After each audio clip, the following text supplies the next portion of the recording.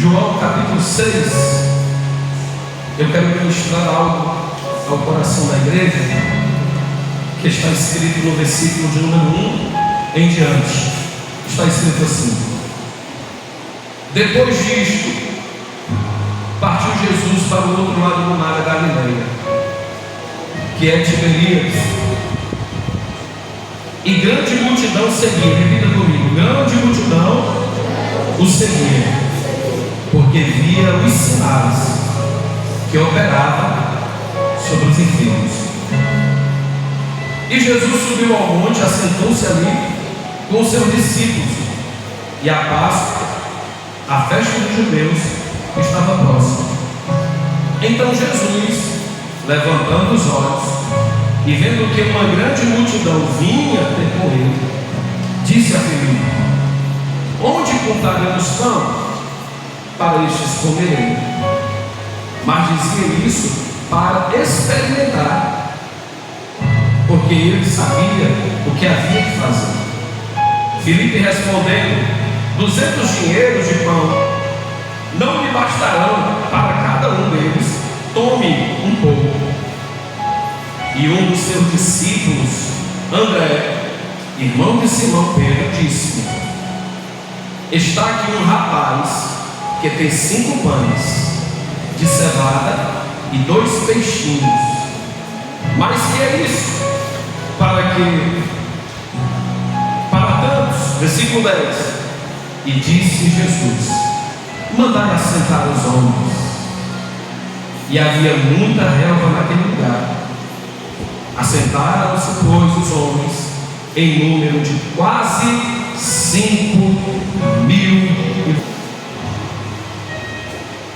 Olhando para as Escrituras Sagradas e os versículos que nós acabamos de ler, tem algo interessante, porque de todos os milagres que Jesus fez, que Jesus realizou, o milagre da multiplicação dos pães foi o único milagre que todos os evangelistas escreveu, registrou. O milagre da multiplicação dos pães, Mateus deixou registrado, Marcos deixou registrado, Lucas também deixou registrado, em João, que nós acabamos de ler, também registrou esse milagre, mostrando a importância que ele tem.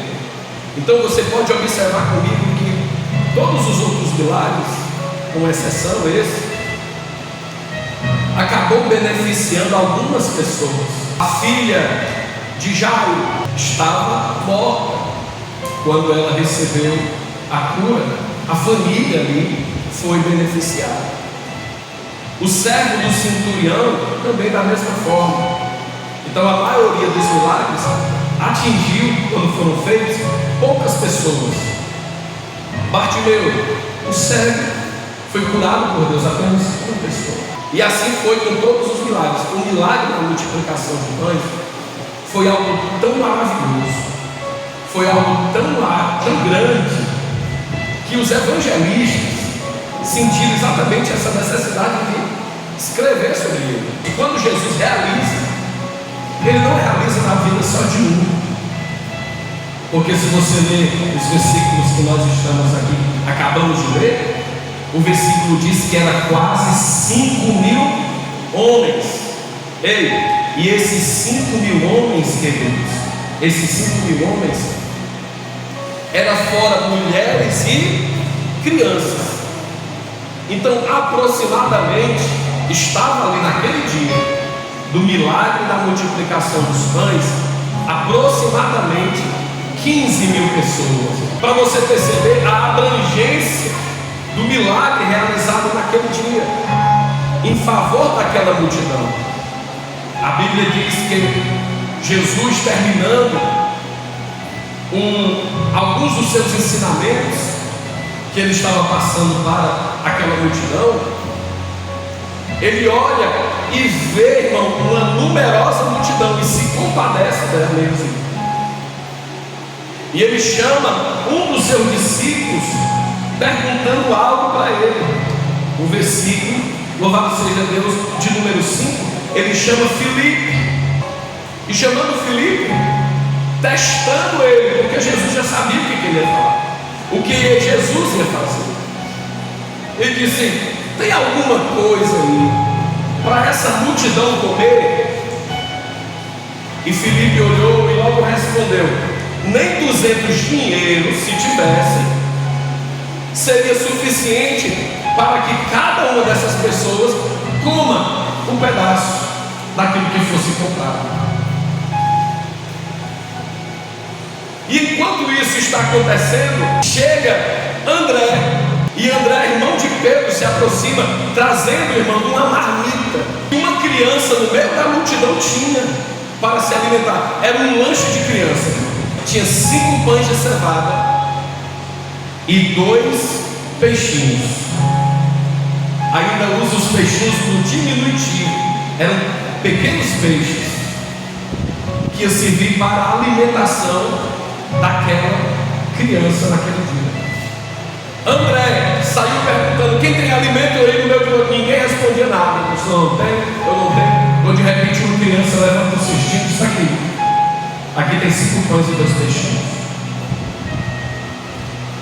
André leva até Jesus, irmãos, e disse: olha, foi encontrado aqui no meio da multidão esse alimento aqui. E ele ainda termina dizendo: mas o que é isso para essa quantidade de pessoas que precisa se alimentar? Isso não é nada. Ele estava simplesmente falando isso. Isso não é nada comparado à quantidade de pessoas. E simplesmente Jesus estende as mãos e toma da mão de André 5 pães e 2 peixinhos. E exatamente aqui ele ensina uma lição para os discípulos. Ele ensina uma lição para a igreja. Algo que nós consideramos pequeno, algo que nós consideramos insignificante, que você olha assim e diz: isso aqui não dá para nada. Realmente não dá para nada enquanto está na sua mão, enquanto está na minha mão. Você olha para a situação e diz assim: isso aqui que está acontecendo, só eu servindo dentro da minha casa, só eu adorando dentro do meu lar, sendo que o meu marido não se converteu, sendo que o meu pai e a minha mãe ainda não se converteu. Então isso é muito pequeno para que aconteça alguma coisa em prol da minha vida e da minha família. E é uma realidade. Enquanto estiver na minha e na tua mão, aquilo que nós achamos que é impossível, realmente ela vai continuar sendo impossível na minha e na tua vida. O médico olha, ou talvez olhou, e diz: a solução é só isso. A solução é só cirurgia. Talvez você colocou nas mãos dos médicos, os médicos dizem: nós não temos nada mais o que fazer. E quantos se desesperam com diagnósticos contrários? Muitos se desesperam, baixam a cabeça, ficam com medo, temerosos. E eu, varoa, quando recebi o diagnóstico de um tumor no cérebro, eu também fiquei com medo, eu também chorei, eu também pensava que eu ia para o hospital e também não ia voltar. Mas naquele dia que eu dei entrada naquele hospital a primeira vez, numa terça-feira, e eu fui dormir dizendo: Senhor, eu vou me deitar e logo vou pegar no sono, porque eu sei que o Senhor vai me fazer repousar com segurança. Naquele dia, irmão, eu entreguei todos os meus medos, eu entreguei todas as minhas ansiedades, eu entreguei todas as minhas preocupações nas mãos de Deus. Enquanto eu estava na mão dele, irmão, enquanto eu estava na minha mão, eu estava preocupado. Enquanto eu estava na minha mão, eu ficava: o que vai acontecer? Enquanto eu estava na minha mão, eu achava: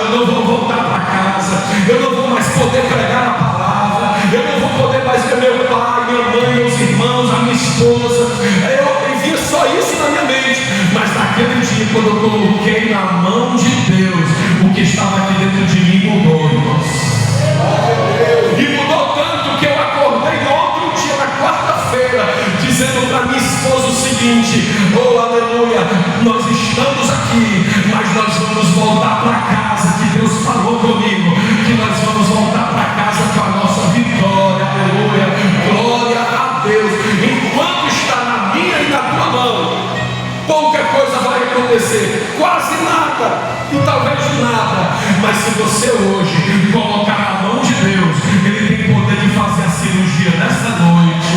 Ele tem poder de fazer o caroço subir nesta noite. Ele tem poder de controlar a pressão nesta noite. Ele tem poder de tocar nos teus ossos nesta noite. Ele tem poder de ir lá onde está o teu marido, o teu esposo, os teus filhos, os teus familiares e tratar, aleluia, salvar eles, transformar a vida deles. Olha, eu não tenho condições, aleluia. As minhas mãos são muito fracas, aleluia. Eu não posso fazer nada acerca disso. Por isso, com urgência, eu preciso quanto antes colocar tudo isso na mão dele, aleluia. E é esta lição que ele ensina aos discípulos. Está ali o pão e os peixes. E eles estão dizendo: mas o que é isso?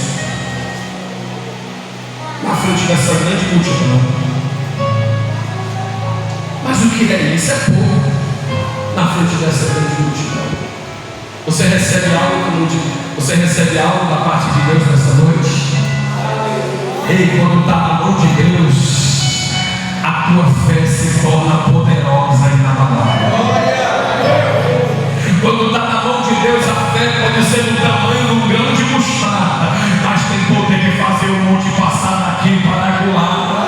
Só na tua mão, o machado, louvado seja o nome santo do Senhor, pode ser pequeno, mas quando está na mão de Deus, o machado, aleluia, vai flutuar em prol da tua vida nesta noite, aleluia. Se a pedra, por menor que seja, estiver na mão de Deus, essa pedra vai fazer com que o gigante venha cair por terra e você obtenha a vitória da parte dele. Pode ser 5 pães e 2 peixinhos, mas na mão de Jesus vai servir para alimentar milhares de pessoas.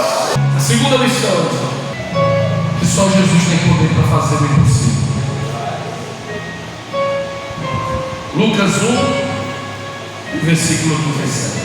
Versículo 31. Porque para Deus nada é impossível. Você vai ver o que a porta que Ele vai abrir. Para Deus nada é impossível, aleluia. Você vai ver a cura que vai acontecer. Para Deus nada é impossível. Você vai ver o marido se converter. Para Deus nada é impossível. Você vai ver a enfermidade bater e retirada. Para Deus nada é impossível. Muitos estão, amados, ainda com a sua mão lá, achando que pode fazer alguma coisa. Eu já estou falando antecipado para você. Você não pode fazer nada, a não ser entregar na mão de Deus, a não ser colocar na mão do Senhor. Porque Ele sim tem poder de surpreender médicos, de surpreender, aleluia, de surpreender pessoas. Ele sim tem poder de surpreender o nosso adversário, aleluia. Ele sim tem poder de convencer, ou melhor dizendo, louvado, surpreender você mesmo, ao ponto de você dizer assim: Jesus, o Senhor fez isso, o Senhor fez isso mesmo na minha vida.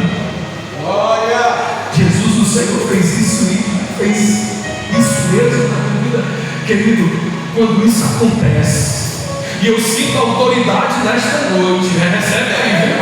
Eu sinto autoridade nesta noite para dizer para você, aleluia, para dizer para você, vai acontecer algo da parte de Deus na tua vida que vai surpreender até você. Até você vai ficar surpreendida, até você vai ficar surpreendido, meu Deus. Ele está tocando em partes do teu corpo, louvado seja Deus. Ele está chegando, aleluia, aonde você está precisando. Ele está chegando, tem algo acontecendo,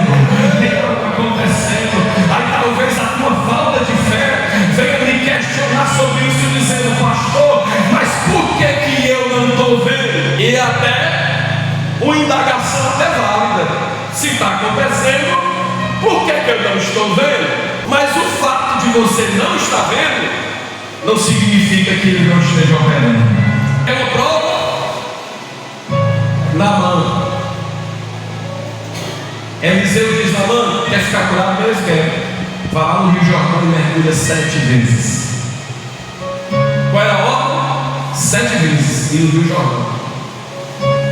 Naamã mergulhou a primeira vez, relutando, mas foi. Se levantou, olhou para a pedra, nada tinha acontecido.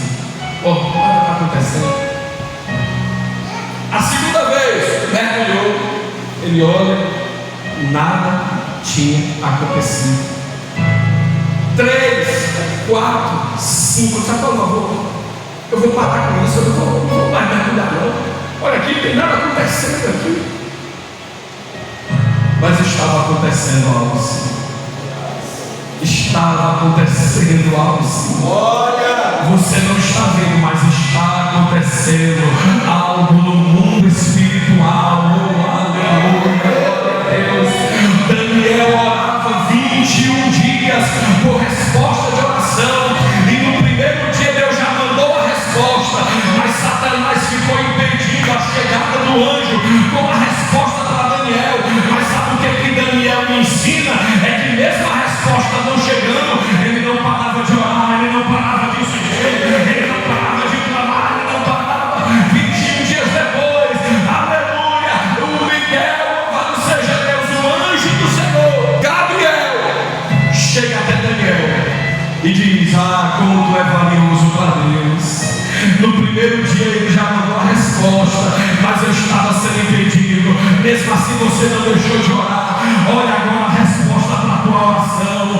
Olha agora a resposta para a tua petição. Olha agora a resposta para a tua fé no Senhor. Naamã ele mergulhou a 7ª vez, achando que nada estava acontecendo.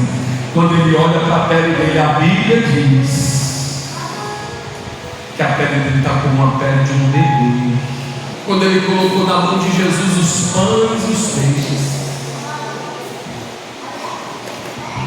o que era impossível para eles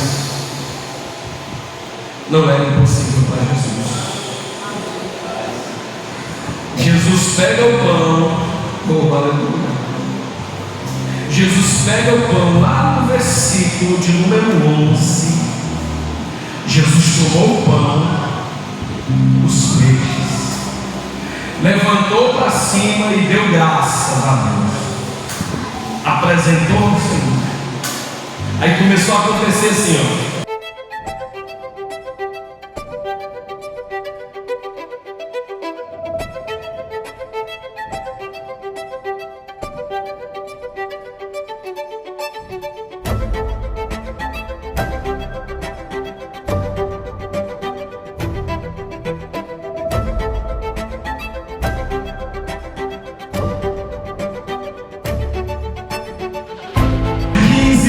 Pessoas se fartaram comendo pão e peixe, porque Jesus realizou o milagre. Quem diz: rapaz, me dá mais um pedaço aí, que já está acabando aqui, né? Dá mais um pedaço aqui, vai guardando. Aquele menino guloso, aqueles outros parecendo Paulo Henrique, né? Querendo comer louvado, me dá mais um pedaço aqui, me dá mais um pedaço. Começou. Aí Jesus, vendo que todo mundo tinha se fartado, ele diz assim: ei, agora vocês vão lá no meio da multidão e pegam o que sobrou, que eu não gosto de desperdício não, viu? Ele gosta de desperdiçar comida.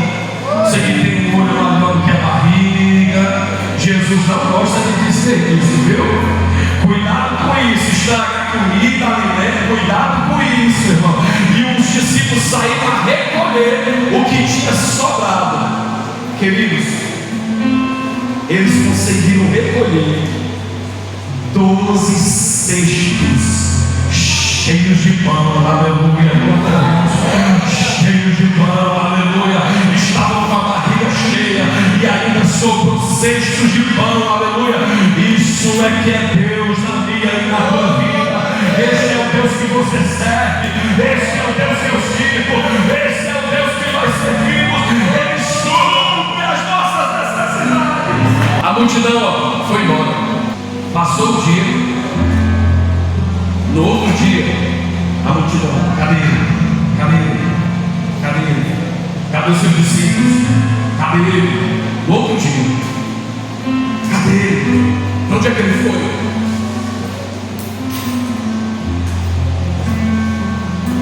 olharam no barco, viram que ele não estava ali com os seus discípulos. Eles pegaram o barco, atravessaram o mar do outro lado e encontraram Jesus. Quando eles encontraram Jesus, eles disseram: aonde tu estavas, nós estávamos procurando. No versículo de 30, 26 e 27, Jesus repreende eles, irmãos. E pelo motivo, vocês estão me buscando pelos motivos errados. Vocês estão nos buscando por causa do milagre que vocês viram e porque vocês comeram do pão e se saciaram. Vocês só estão me procurando porque vocês acham que eu tenho algo nas minhas mãos para vocês. E na verdade eu tenho. Mas são pelos motivos errados que vocês me buscam. E Jesus explica isso no versículo de número, louvado seja o nome santo do Senhor, no versículo de número 32 e 33. Jesus diz: eu sou o pão da vida, ou eu sou o pão que desceu do céu. Querido, a igreja do presente século está nessa mesma condição. Estão servindo a Cristo por aquilo que Ele pode dar. Estão servindo a Cristo por aquilo que Ele pode oferecer. Estão servindo a Cristo e procurando porque Ele pode dar alguma coisa a você. E esquecemos o principal, os seus ensinamentos. Esquecemos o principal, a sua palavra. O que Ele ensina é mais precioso do que Ele estende a mão para nos dar. O que Ele ensina há 25 anos foi mais e é mais precioso do que a bênção de hoje está viva, irmão, sem um tumor na cabeça. Os seus ensinamentos são mais preciosos do que isso. Os seus ensinamentos são mais preciosos do que a casa própria que eu tenho. Os seus ensinamentos são mais preciosos do que a cura que eu estou precisando. Os seus ensinamentos são mais preciosos, aleluia, do que todas as riquezas desta terra. Mas muitos crentes estão buscando Ele pelas riquezas, por aquilo que Ele pode dar. Mas nesta noite Ele está dizendo assim: não cometa o mesmo erro. Começa a me procurar, porque eu sim sou o pão da vida, sou o pão vivo que desceu do céu, sou a